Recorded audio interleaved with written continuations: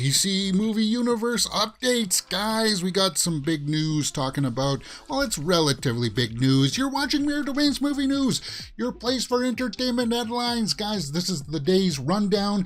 If you know how this works, it's a live show daily, Monday to Friday, 12 p.m. Eastern. And if you're watching us live, I do talk to you guys. I do love to talk about movies. This is entertainment news. And hey, all of these topics can be found in time codes linked in the description and comment section below, and there are all my social media handles that you guys can find. Let's just get into the stories because that's how I like to roll. Let's talk about this big one, the DC movie universe update. Well, we knew that earlier this week that Warner Bros. And Discovery had merged, and that happened like a while back. And we talked about the new employees taking over the roles and such, and the new CEO, David Zaslav there, said that he wanted to make this feel much more like a family vibe. He wanted it to have like a family culture there. And that's fine and all. But it's got people up in arms because in this interview with Variety, he goes on to say that he wanted to find somebody like a Kevin Feige to take over the creative control of the movies, because the movies are a little bit up into arms right now. We'll talk about that later on a little bit here. But he wanted to find a Kevin Feige character. But then once you saw that who he was trying to bring on, well, maybe that's not the case. Perhaps he was just trying to find somebody who would be more on the business level of things, as this article suggests, rather than somebody who actually cares about the properties, like creatively. They just, yes. So let's just pull some quotes here. One insider suggested Zaslav was less interested in finding a creative guru and more eager to hire someone who had the type of business background it needed to keep all the different factions at DC working more harmoniously. Okay, so that's one of the big quotes that everybody's going to be pulling from today. And okay, so he says that he wants a family atmosphere. He wants to have somebody in here like a czar that's similar to Kevin Feige. Okay, well, we can all agree that that was a good move for the MCU, like Marvel and their cinematic universe. But will it work for a DCEU? Now that everything is going to be up in the air right now, and everybody's kind of like holding their breath, going, "Who can this possibly mean that my beloved franchises are in peril?" Well, no. I think it's going to be a little bit blown out of proportion by a lot of people. People are going to milk this and try to use that fear angle on you, saying that, oh no, Batman's going to be all by himself now. Superman's never going to happen again. And it's like, come on, guys, easy here. We got to take this a little bit easy. Man, I know that some people are going to be like up in arms. Well, this Emma Watts, she was just an executive. She doesn't know anything about films or anything like that. Okay, but if she knows how to drive the machine like behind the scenes as a business person, she would bring in somebody who would be creative to help deal with that kind of stuff. I would have no problem with that. So if you want to bring in somebody who knows the machine on perhaps the way they're describing it on a human resources level, well, yeah, that's the kind of vibe that I'm getting, more than somebody who cares about the actual properties like Batman, Aquaman, and stuff like that. The article goes on to say that although they believe that Aquaman and Pattinson's The Batman, were successes, it just lacks a cohesive, a coherent creative and brand strategy is what they're calling it. It lacks a coherent and creative and brand strategy. So people will run with that too, saying that you should be scared that, that they're going to try to create a united universe. And no, they're not, because Joker definitely is not part of any of those universes. And the Joker made $1 billion. The Batman should have made $1 billion, but it is what it is. It came out when it did. And Margot Robbie's Harley Quinn. Guys, I think this is just something that it's up in the air right now, just to figure out how they're going to have this new approach. That's for sure. I agree with that. But as far as calling for the sky falling, the sky is falling. No. No, I don't think it's anything to be worried like that. Upcoming DC film projects include a sequel to Zachary Levi's Shazam, and we know that that's coming out. And a bunch of these movies actually got pushed around. So like Aquaman and Black Adam got delayed and was only like a couple of months. We'll have to wait to see what happens with the third installment to Gal Gadot's Wonder Woman. Let's pull up that article that came out a while ago about some of these movies getting delayed. Aquaman 2, Flash. Now Flash... because of the whole Ezra Miller saga, we've kind of learned that a lot of this got pushed around because of his shenanigans, and because of the Flash, they didn't know how they were going to fit that universe. Now, here's where I would stand on the Ezra Miller thing. I think they should delay the movie and reshoot. Just delay it another year if they have to. Just go in or adapt it so that he's starting the movie, but it transforms into a different Flash halfway through, and just use that to totally reboot the direction that you want to go with your DCEU. Because Aquaman's still going to be tied into that, and Wonder Woman will still be tied into that. It remains to be seen if Batgirl is going to be tied into that, because that's straight to streaming. We'll talk about Batgirl here in a few moments, but let's just go over and take a look at some of these dates again so we can reconfirm. Black Adam was delayed 3 months to October 21st, 2022. Who cares about super pets? Superman. Okay, so they do care about those super pet movies. Shazam Fury of the Gods moves up a few months from June 2nd to December 12th, 2022. So Shazam comes out this Christmas. And that's good because it's in the can. It's sitting there on the shelf waiting to be released. And it's like, why sit on our hands on this one? Let's get this out there. And what's this about Meg 2? Black Adam. And I think there was something a little bit more there about Black Adam getting pushed back, real reasons, but I'm not going to sensationalize that. Let's go back to this property where they're talking about the DCEU and the new CEO, because the movies have been good at making these spin-offs, like with Peacemaker from the Suicide Squad, and the Penguin's going to come out with Colin Farrell from The Batman.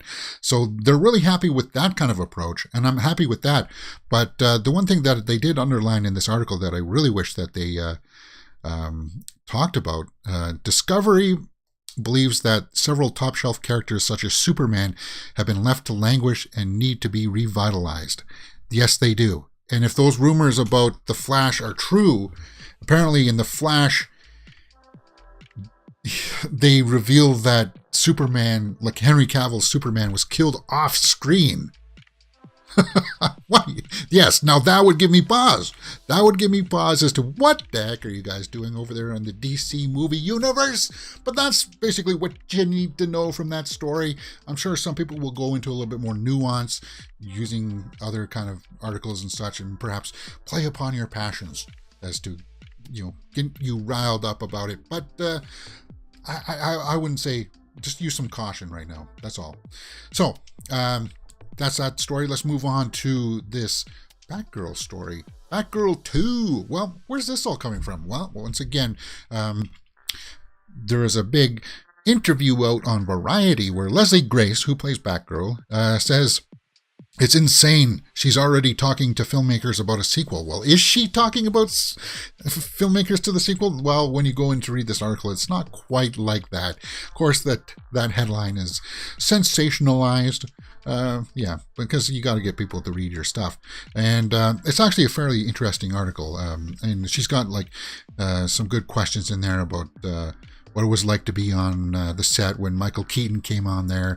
And she was like, everybody was, ooh, yeah. Because, I mean, come on, it's Michael Keaton. What was it like putting on the Batgirl suit and looking at yourself in the mirror for the first time? Yeah, I'm sure. I'm really Batgirl? It's hard for me to say that, but yeah, it was a surreal experience, of course. And let's go to the big quotes that everybody will be talking about here. Okay, so does she go in to talk about some of the stunt works and everything like that, her other work? So yes, it's cool. There's the Michael Keaton question. Does she talk to Gal Gadot? Okay, so here we go. Batgirl 2. This is the one quote that everybody will be mining. We got this first one first. But there's definitely some talks about what it could be. I've seen some of what we've shot, obviously in the playback and stuff like that, and it's insane. We've already been talking about where do we take this from here, because there's so much that happens in this film.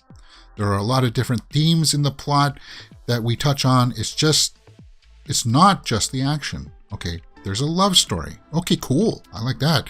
There's this father-daughter relationship, I'm guessing, between her and Michael Keaton's Batman. That'll be cool. That'll be a nice dynamic too. Now, I'm not too sure. Maybe her actual father, the father of the character. I'm guessing it's going to be more of the Batgirl kind of relationship. Not that kind of a relationship, guys. I mean, like the father daughter kind of thing, but maybe I'm misreading that. They're looking at the world through a lens that isn't just black and white and seeing the color and the spectrum between things. So there's talks. They've talked about where can they go from there, because apparently this first Batgirl movie is so rich in its story, and I like the images that we've seen of this so far, and I like seeing Michael Keaton. It's going to be cool to see him back between this and what he's done with Flash. Hopefully stuff doesn't get relegated to a post-credit scene like in Morbius. But Batgirl, that's the Batgirl 2 news, and everybody will be mining that little piece of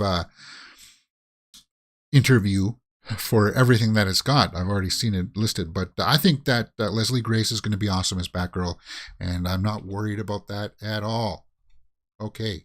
Let's move on to Blue Beetle. Blue Beetle was announced that Sharon Stone was going to come on to play the villain. Well, it's not going to be the case. It's not the case. Susan Sarandon is now going to play the villain in the DC movie Blue Beetle. She's going to take over the role of Victoria Cord.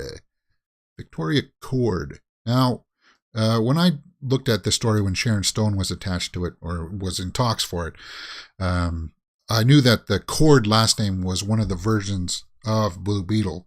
So I think they've worked in a narrative that she's going to be a family or related somehow, and she's the villain. But you know what? They swapped out Sharon Stone for Susan Sarandon, and I got no problem with that. They're still going to work that motherly angle, I guess. And that's pretty much all you need to know about that. Blue Beetle will be released August 18th, 2023. And they don't really go into say what happened exactly with the talks with Sharon Stone. There's no word on why talks fell through with Sharon Stone, but it's exciting that Susan Sarandon will now be joining the DC Universe. And talking about the DC Universe, that's how we started the day. Susan Sarandon joining the Blue Beetle movie. Cool, man. I'm going to keep my eye out on that one for sure. Fuzz in the live chat says, hey, man, how's it going? It's Friday. Good Friday, too, right? And I hope you're going to go out and enjoy some, the day off. It's going to get cold where I'm at, so I'll just take it as it is. I'm going to go for a walk after this, and then we'll have to see how things just shape out. So, Knives Out 2. Apparently, talking about cast being switched out or moved around.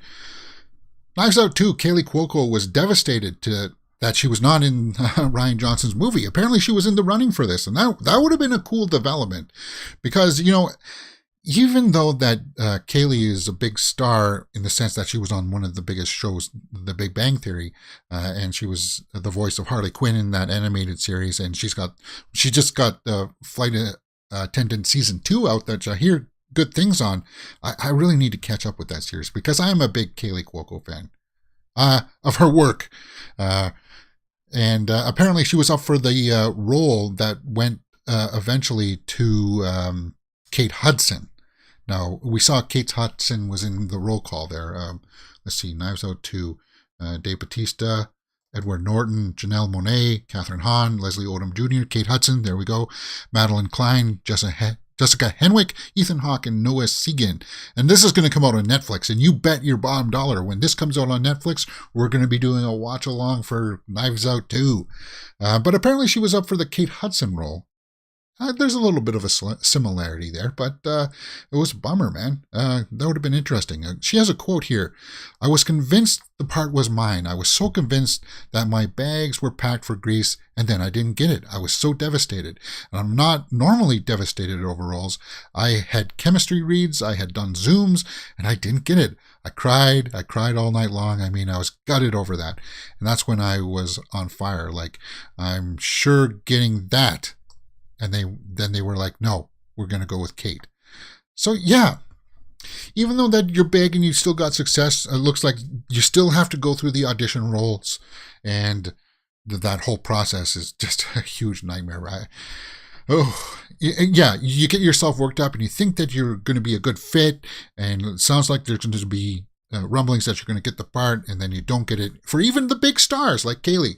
And I really hope that she does get more work in other films, because I want her to break out from like the TV stuff. And she's building her resume now nicely, and at least she's being considered for these bigger movies and such. And I think she'll have a great career to come. There's no worry about that for sure, because she's definitely talented. But it's a headline that caught me by surprise. I didn't know that she was in the running for Knives Out 2. Knives Out 2. It would have been cool. That would have been really cool to see. All right. Let's go on to Bam Margera. And did you guys like Jackass Forever? I thought it was a fun little movie of the year. It's got to be in my top 5 still of the movies of the year, because it was just a fun theater experience. It was one of those theater experiences where you went into the movie and everybody was cheering and laughing in the theater, covering their eyes. It was a really immersive experience. But apparently Bam Margera settles Jackass Forever lawsuit, because as we knew, he'd started filming, but he had, substance abuse problems, and he was showing up late. He was showing up in bad attitudes and such like that. So they had to release him. They had to get rid of him off the set. And then he filed a lawsuit against them, and things just got ugly. It just got really ugly. And it looks like he's kind of, it looks like he's made the first step here where he wants to try to broker some peace. And I guess he's been in a program of some kind trying to get cleaned up. While Margera has given Jackass quite literally more than 2 decades worth of his blood, sweat, and tears, the defendants have not repaid him in kind. Well, that's the thing too. If you have family members who have dealt with those kinds of issues, and I'm not going to read off his list here of things that he's dealing with, but it looks like he's trying to put a handle on it. He's getting control of it. And of course, he says, I am peed off, then angry, hurt, and shattered that they ripped off his creativity and stuff like that. So it looks like he's kind of dropped that aside now. He doesn't really want to have that really go forward. I don't think he would have won anyway. Because he signed contracts and such. And he does briefly appear in Jackass Forever. You know that treadmill stunt where they all walk around and then they get on the treadmill and it shoots them out the back? He's in the parade walking up to that, but you don't really get to see his face all that well. And it's good, because I like Knoxville and Margera together. And I hope eventually someday, not soon obviously, but because they still got to go through this process, I hope someday they are able to bury the hatchet and make peace. Because when you think about it, it's him and Knoxville that are like the backbones. Oh, and Steve-O. Yeah, it's these 3. Steve-O, Margera, and Knoxville are like the core of the whatever Jackass started out to be and gaining its notoriety. You think of those 3 guys, and if they can somehow make peace, and they don't necessarily have to make a Jackass 5 or anything, but if they can become friends again, and you can see that kind of bridge start to heal, I think that would make me feel happy. It would make me feel happy. But this is the first step in that direction of letting go of your anger, which this lawsuit was. It was anger, it was retaliation. And now that he's getting a little bit more of a focus and handle back on himself, that's a good step. That's a good step. All right, let's move on. Fast and Furious back. What do you mean back, James? What are you talking about? Let's go to this article where the producer of the Fast and Furious thinks that the franchise should go smaller. And we talked about this earlier in the week when we were talking about who is it that Brie Larson just joined the cast this week. And I talked about that. I was like, what's going to save this franchise for the last 2 episodes or the 2 installments? And the producer thinks we're along the same lines as to what I was thinking too, that they should just dial back on the grandiose, over-the-top stunts that are just so ridiculous, superhero-ish, and bring it back to that smaller racing. If they could, like, if the last part of Fast 11 is Dom going back to street racing, and it kind of ends with him doing that, that would be awesome. So here's a quote from the producer. Honestly, I think I'm going forward. I'd like to actually go smaller. Honestly, I think going forward, I'd like to actually go smaller. And I'd like to kind of start to go back to where we started. I think that's an interesting way to go. I like to zig and then zag. I like to try to do something different. And I think that's what audiences demand these days. Yeah. Just a return to the form of like street racing, that kind of stuff. And yeah, that's what I would like to see. I would like to see them kind of dial that back and for sure. But what do you guys think about that? Should Fast and Furious go back and try to, don't go so grandiose with the big time stunts? That's the way I feel about it. Fuzz in the live chat says Thando A. Newton fired from Magic Mike 3 after Fallout with Channing. Oh, is that what happened? Well, we knew that she was replaced with, what did we say yesterday? She was replaced with Salma Hayek, right? Okay. Well, it is what it is. Magic Mike 3 is coming down the pipe, and it's going to be on a streaming service. I think they said HBO Max. And, well, that happens. Okay. That's a little TMZ for me, Fuzz. The Cuba Gooding Jr. stuff. Whoops. All right. Let's move on to the next title, Bo Renfield. Which I got a beef. I have a beef with the Renfield movie. And we'll talk about that right now. Renfield officially wraps filming. Okay, Nicholas Hoult and Awkwafina pose with director Chris McKay there. We can see them. So Nicholas Hoult here is playing Renfield. And we knew that, Nicolas Cage is playing Dracula. And we had some images of him. And my video got copyright claimed. It actually got the potential of a strike if I kept it up. I had to take it down from YouTube. But don't worry, that video is still up on other social media platforms. They can't get you everywhere. And for some reason, they didn't like the video or the footage of Nicolas Cage in his Dracula gear. I don't know why. It is what it is. Some studios are just moronic when it comes, especially Universal. Universal is so unbelievably tight about this stuff, and it does. Hey, when we're making videos about your movie, we're promoting your movie for free, man. When I'm talking about this being a wrap, I'm giving you exposure, and just slap me on the wrists like that, just kind of like, what?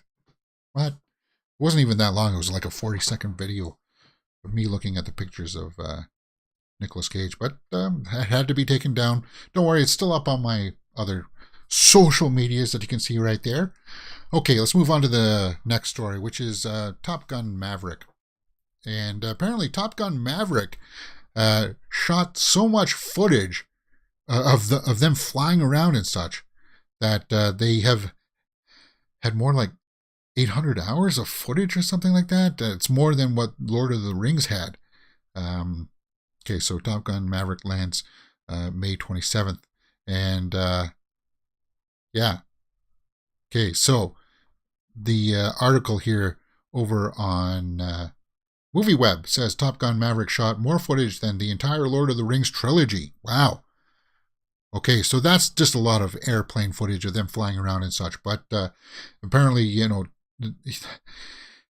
says out of 12 or a 14-hour day, you might get 30 seconds of good footage. But it was so hard earned. It took a very long time to get it all. Months and months of aerial shooting. We shot as much footage as 3 Lord of the Rings movies combined. So that's and that's going to pay off. And that's going to pay off in the movie for sure. Top Gun. Tom Cruise made sure that the cast learned to really fly for Top Gun Maverick, and well, that's the attitude that Tom Cruise has, right? And you can see that's going to really pay off in those trailers that were so awesome. This is slowly becoming one of my most anticipated movies of the year too, because those aerial stunts, and it looks like it's going to be a kind of a heartbreaker movie too. What's this? Machine Gun Kelly makes directorial debut with stoner comedy. Good morning. Huh. So he wants to make movies too instead of singing and making rock songs. Interesting. I have to keep my eye on that. Talented dude then, obviously. And of course he's married to Megan Fox, right? Megan Fox. Have to keep my eye on that. The Jurassic World Dominion news just keeps on coming in this week, guys. Now, in yesterday's Twitter roundup, we saw that new poster, and I got to tell you what I told you yesterday. I'm not all thrilled with this poster. It's not all that good. I think it's just the shades of yellow, and I know that they're trying to harken back to that amber, right? The amber with the mosquito in it. And that's the imagery that they're trying to bring back. But yeah, I don't like it. This is my least favorite poster. And I don't know if this is a fan-made poster, but this one is far much better. Let me remove my little banner there. And that's that brachiosaur that we saw yesterday in those images, right? Walking through the water there. And if this is a fan-made one, so what? This one's so much better. That one's so much better. Talking about those images we saw yesterday, we saw that there's a better image there of Claire. Did I pull that up too? Oh, and there's another. And then that featurette too. We talked about that featurette that came out. We got to see Laura Dern and Sam Neill there, and that young girl that was engineered in the second movie there. There's some more Jurassic World Dominion images, and Bryce Dallas Howard is definitely one of my favorite artists in working today, because not only is she really good in front of the camera, she's good at directing. She's directed episodes of The Mandalorian and Boba Fett, so it's kind of like, yeah, give her a Star Wars movie for sure. For sure. That's what I want to see. So that's the Jurassic World Dominion stuff, guys. What do you think about that? All right. Now we're going to talk about this Nightmare on Elm Street story, but it's just going to serve as a tee up for tomorrow when we do our horror movie news weekly show.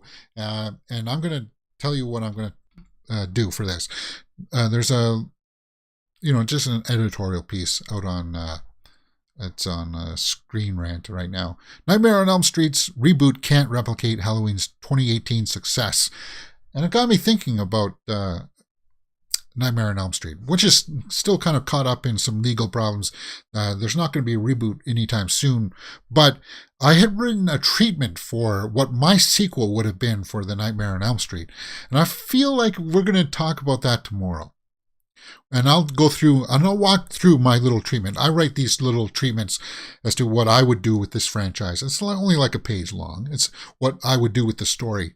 And this kind of inspired me because they said, well, that 2018 Halloween model couldn't be used for Freddy. And that's true. They couldn't use that. Freddy just wouldn't come out and start killing again. Well, yes, he would, actually, if he could. But Freddy's he's not scary anymore. And what they tried to do with Halloween is that they just got rid of all that extra lore of, have him having the brand on his wrist and belonging to that cult. They got rid of all that stuff and just went back to him being somebody who has just the thirst for blood, right? And can they do that with Freddy? And it just got me thinking about my treatment. So tomorrow we're going to walk through the treatment of what I would have done or what I would do with the Nightmare on Elm Street, because I would do some interesting things. And it would be controversial things that we would not necessarily see this kind of an image for Freddy anymore. And that would bum some people out. But I would definitely capitalize on the nightmare part of that. And I would work more with the dream, because that stuff, that's what really interested me about some of the sequels and such, that dream universe is so expansive that it should be used and utilized, and give you that kind of abstract stuff, kind of like the stuff that you saw in The Cell with Jennifer Lopez. You know, that weird kind of just, I can't believe that this stairway goes on forever and ever, and you get all this weird imagery and stuff. That's more what I would tap into for mine. But we'll talk about that a little bit more tomorrow on tomorrow's Horror Weekly Roundup. I'll pull up my treatment and we'll go through and talk about Nightmare on Elm Street, because it's definitely one of my favorite properties in the horror genre, and it just got me thinking. This article over on Screen Rant is definitely worth taking a look at, reading through, and we'll talk more about this tomorrow on our horror news show. And that's pretty much... I'm going to fit one little more story in here for you guys. I know this is not movie news related, but it is entertainment news. And if you didn't know, I'm a huge fan of the stage work, and the only reason why this caught me off is that it looks like Lawrence Fishburne is on stage in this play called American Buffalo with Sam Rockwell, that was written by David Mamet. But I was looking at this, and cool. I didn't know that. Can I blow that up a little bit more? No, but Fishburne on the stage, cool, and there's Sam Rockwell right there. You can tell. I don't know what this is about, but I'm glad that the stage is getting some recognition here. Yeah, Mamet did Glengarry Glen Ross, so he's known for being a writer, and a good writer. He did like a master class on writing too. Cool. And then I guess James McAvoy was in a version of Cyrano de Bergerac, something like that. But if you're a James McAvoy fan, acting is a craft that it's just like playing guitar or drawing pictures. You just got to keep that skill fresh and sharp. And if you don't do it, then you start to lose it. So if you're on stage work, a stage is so awesome because it's a different style of approach. Because you do the entire work in one night, right? Or in one sitting. And it's just, it takes so much more energy. I think that's cool, man. Cool. I like that. And I wanted to just kind of fit that story in there because it just made me feel good. All right. Where are we at? We're at 35 minutes. So let's go into the old Twitter roundup to round out the week here and take a look at what's going on in the Twitter sphere. I'm going to reload the page here and hopefully we'll get some new updates from Film Updates over on Twitter. Okay. 3 actors from Sex Education. What's this? Have been cast in Barbie. Well, we knew that Emma Mackey was going to be in it, but it looks like now Connor Swindles is going to be in there, and Nikuti Gatwa. Sorry if I'm butchering that name, but they're going to be in the Barbie movie. Okay, Sydney Sweeney for Vanity Fair, yes, and she was going to be in the Madam Web movie with Dakota Johnson, and she was in Euphoria, right? I'm going to keep my eye on her to see what happens with her because she's got great potential too. Should they even be making a Madam Web movie? No, they should not. They should not be making a Madam Web movie. Okay, so there's a lot of cast there for more Barbie. More Barbie. Okay. See if anything. Oh yeah, Fantastic Beasts opened up this weekend. So it looks like it made $6 million from Thursday night previews. It's not bad. And expected to make $45 to $50 million over the Easter holiday weekend. This would be the lowest opening for the franchise. Ooh, that's not good. Yeah, and I forecasted around 50 million. I said 50 million, and with counting in the long day weekend, which is 4 days for here in Canada for some people. I said 50, maybe 60, but yeah, Fantastic Beasts, and I'm gonna have to go and see this movie. Maybe tomorrow morning I'll try to get into a matinee of some kind. What's this? Bjork and James Mary premiere at the Northman in Iceland. Wow, she's really into those interesting get-ups, eh? For Bjork. And she's in the movie, obviously. That's why she's there. Cool.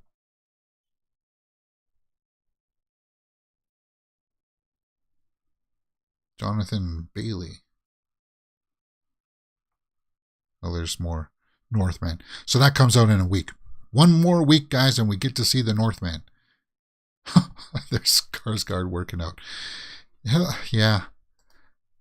I need to get back into working out. It's just... It's hard to find that motivation. Jesus. Yeah. Yeah, I need to work on my shoulders. Definitely. I need to build up some mass on my shoulders. Ooh, happy birthday to Emma Watson. It's her birthday. Okay, well, happy birthday, Emma Watson. I'm definitely a fan of yours, for sure. Okay, so what's this? Paul Dano photographed by some dude.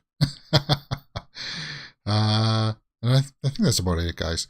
Henry Golden has been cast in Lily Rabe and Hamish Linklater's Downtown Owl.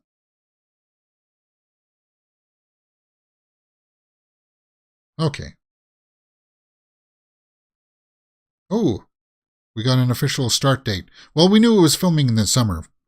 Denis Villeneuve's Dune Part 2 will begin filming July. Confirmation. And that's good. Well, it's going to come out next October, so yeah.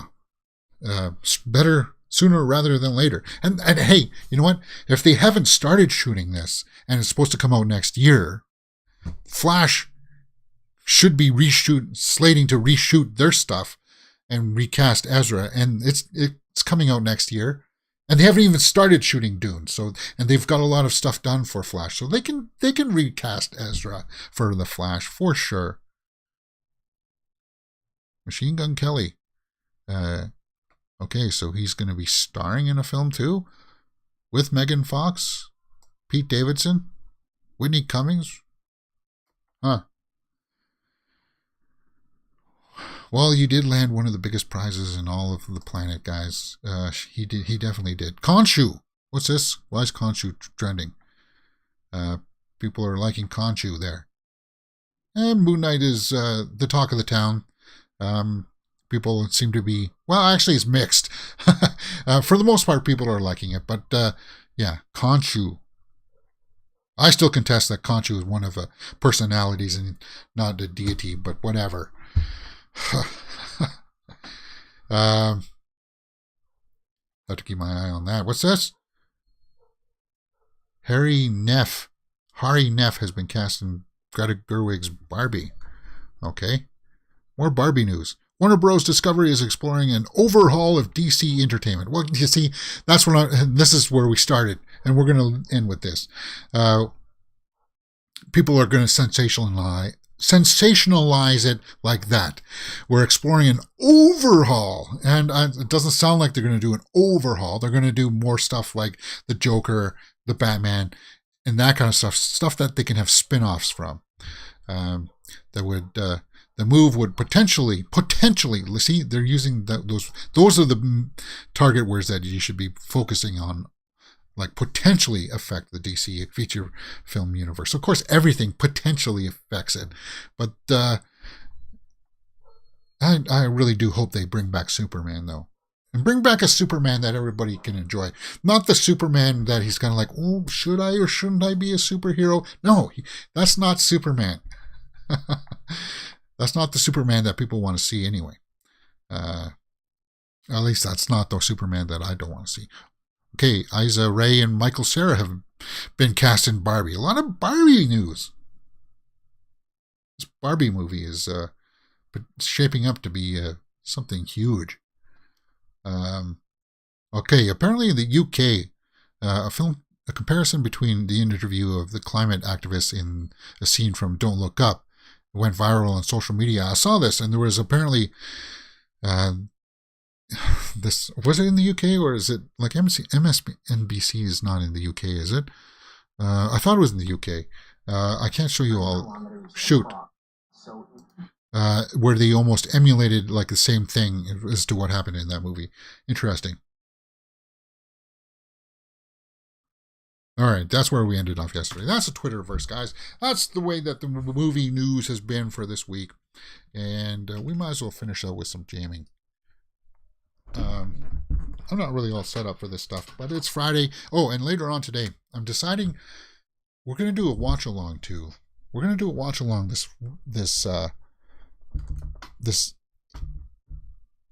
afternoon, and I haven't decided if we're going to watch X, which just came out on VOD, or we're going to watch a Netflix movie. I haven't decided. But X, it's topical. We may end up watching X, but it's on VOD, so not everybody will be able to watch it like as much as like someone would if they had access to Netflix, which most people do.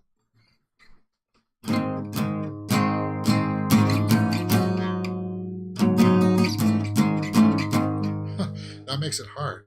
I nicked the top of my thumb yesterday cutting some chocolate, of all things, chocolate.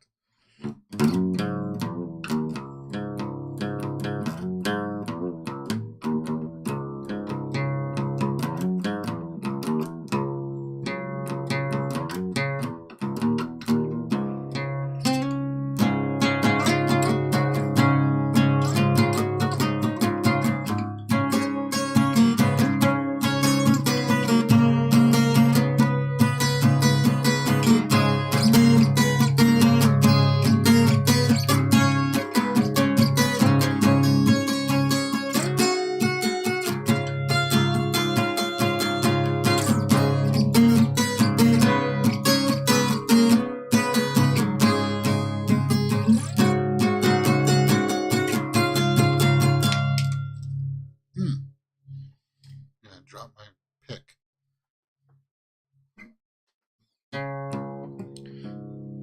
My thumb. Damn.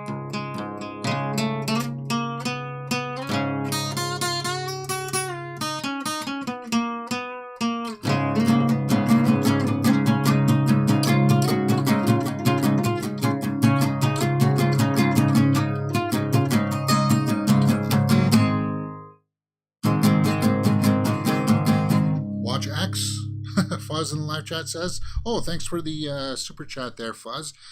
Okay, we'll watch X. I'm going to go for my walk here at the top of the hour, and which is only like half an hour or so. And then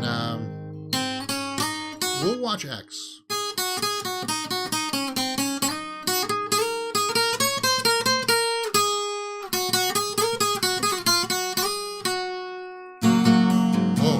Let's talk about that Foo Fighters song. It was like Alone and Easy Target. So the one I was playing earlier this week, it was... And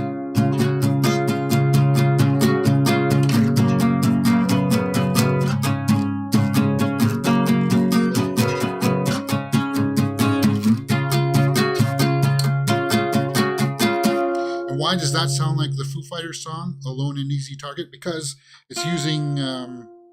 F sharp and G. So Alone and Easy Target uses the F sharp and G right here. But it goes like this instead.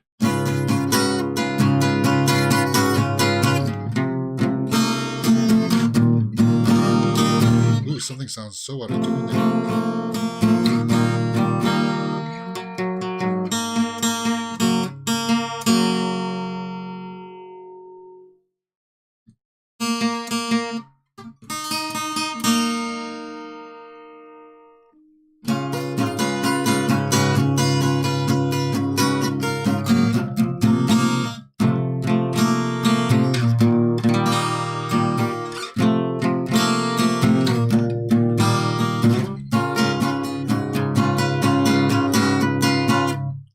So he's using the F sharp and G.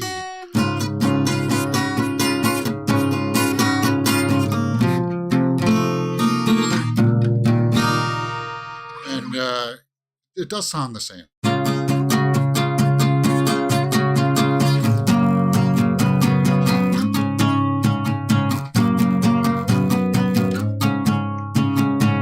But that's a D and an A. And he's using a weird C sharp, F sharp, C. And then he's ringing the open two strings.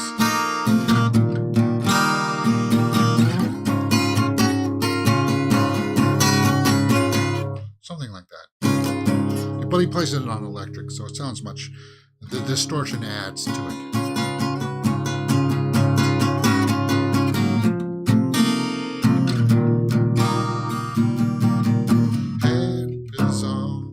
I don't know how that part goes.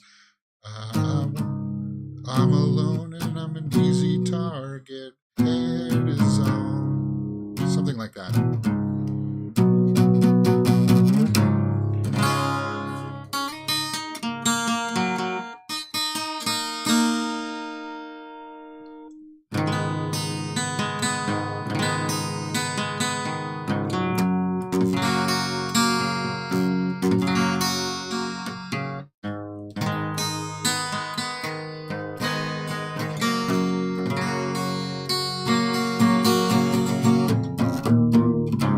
Yeah, we'll watch X later today, so I'll go for my walk, or maybe around 2:30ish we'll start it, and do the watch along like I do my normal movie stuff, and have to be very aware of all the nudity stuff that will happen in it, but we'll watch X and put out my review for that. I think we'll have fun with that for sure. All right, guys, that's the way that the week's been. Join us tomorrow where we're going to talk more about that Friday the 13th reboot idea that I had. And for the Horror Movie News Weekly Roundup, Hourglass and the Vikings in the live chat says, made it, have to watch the show now. Okay, thanks. Well, hey, yeah, you know, not everybody can make the 12 p.m. Timing there. And I'll have to leave this all set up for X. I'll make the thumbnail now and post that up. And see you guys in about an hour or so for X. Enjoy your weekend. Otherwise.